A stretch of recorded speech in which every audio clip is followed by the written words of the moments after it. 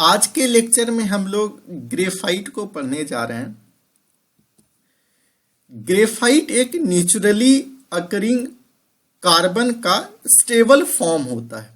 Carbon के एक और भी कई तरह के फॉर्म होते हैं, जिसमें से कोल है, डायमंड है।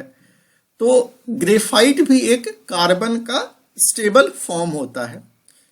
ये इग्नियस रॉक और मेटामॉर्फिक रॉक के फॉर्म में पाया जाता है। इसका हार्डनेस 1 से लेके 2 मोह स्केल में होता है। इसका मतलब ये बहुत सॉफ्ट मटेरियल है। हम लोग जानते हैं कि 1 से जो भी मटेरियल है 1, 2 ये सॉफ्ट मटेरियल होते हैं, 9, 10 ये सब हार्ड मटेरियल होते हैं। क्योंकि 1 से लेके जैसे जैसे हम लोग आगे बढ़ते हैं उसकी हार्डनेस बढ़ते जाती है। तो ये 1 से लेके 2 तक के बीच का मटेरियल है, तो ये बहुत सॉफ्ट मटेरियल होगा। इसकी स्पेसिफिक ग्रेविटी ये 1.9 से 2.3 होता है। इसका मतलब ये सॉफ्ट होने के साथ साथ ये लाइट वेट का भी मटेरियल होगा। ये न्यूट्रल कैरेक्टर का मटेरियल होता है। एसिडिक, बेसिक और न्यूट्रल में ये न्यूट्रल नेचर का मटेरियल होता है। इसका मेल्टिंग टेम्परेचर लगभग 3600 डिग्री सेंटीग्रेड होता है।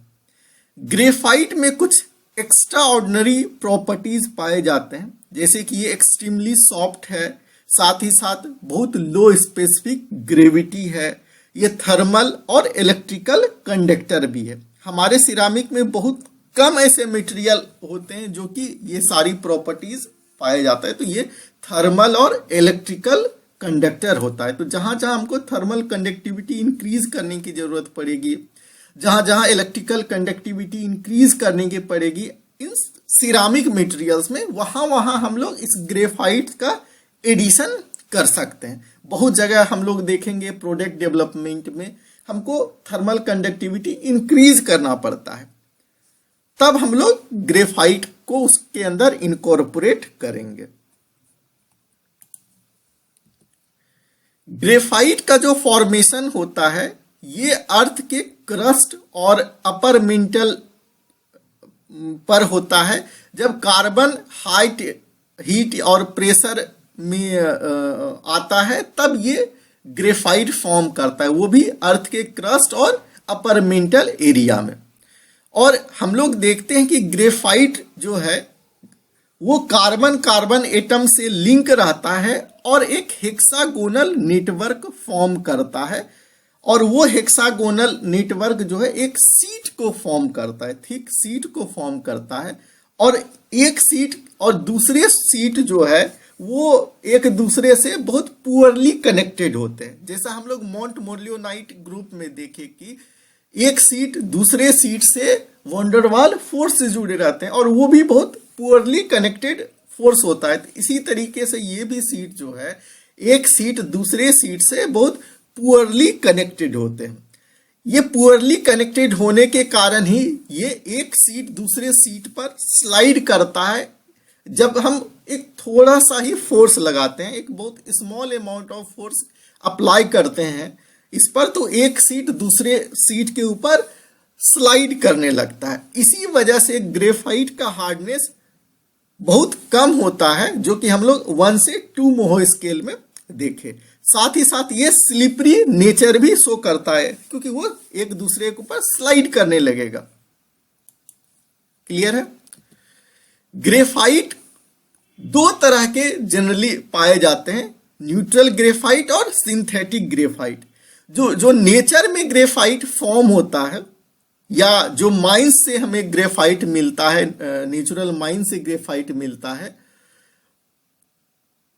उसको हम लोग नेचुरल ग्रेफाइट कहते हैं। और जो लेबोरेटरी में हम लोग बनाते हैं या किसी फैक्ट्री के अंदर बनाते हैं उसको हम लोग सिंथेटिक ग्रेफाइट कहते हैं।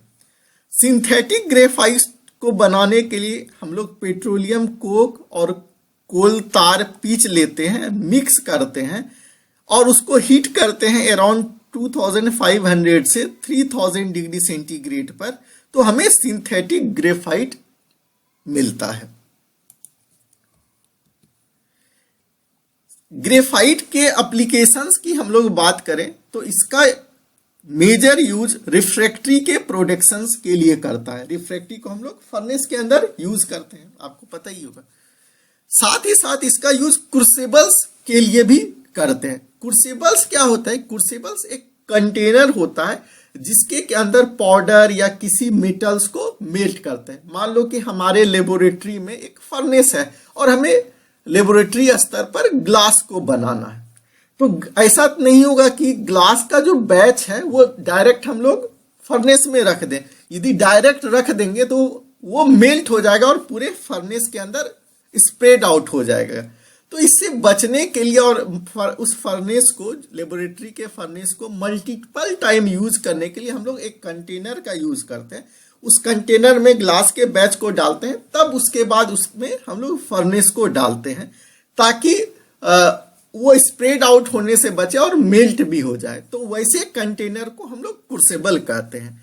तो इसका यूज जो है हम लोग क्रूसिबल्स को बनाने के लिए भी करते हैं।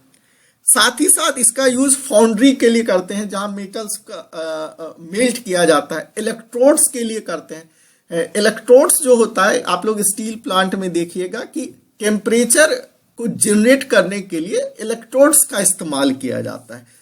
तो उस इलेक्ट्रोड्स को बनाने के लिए भी हम लोग ग्रेफाइट का यूज करते हैं, क्योंकि एक तो ग्रेफाइट जो था वो थर्मल और इलेक्ट्रिकल कंडक्टर भी था और हाई टेम्परेचर सस्टेन भी कर पा रहा था, इसीलिए उस इलेक्ट्रोड को बनाने के लिए हम लोग करते हैं। बैटरीज के अंदर टर्मिनल को बनाने के लिए करते हैं ग्रेफाइट का यूज। ग्रेफाइट का यूज ड्राइंग पेंसिल के रूप में भी करते हैं। हम लोग अपने ड्राइंग को बनाने के लिए पेंसिल्स का यूज करते हैं, तो इसका सेंट्रल जो पार्ट है वो ग्रेफाइट का बना होता है। ये बहुत सॉफ्ट नेचर के होने के कारण और स्लिपरी नेचर के होने के कारण ग्रेफाइट का लुब्रिकेंट यूज करते हैं। फ्रिक्शन को कम करने के लिए हम लोग लुब्रिकेशन करते हैं डिवाइसेस के अंदर, तो उस लुब्रिकेंट को बनाने के लिए हम लोग ग्रेफाइट का यूज करते हैं। डिफेंस टेक्नोलॉजी में भी हम लोग ग्रेफाइट का यूज करते हैं। Thank you.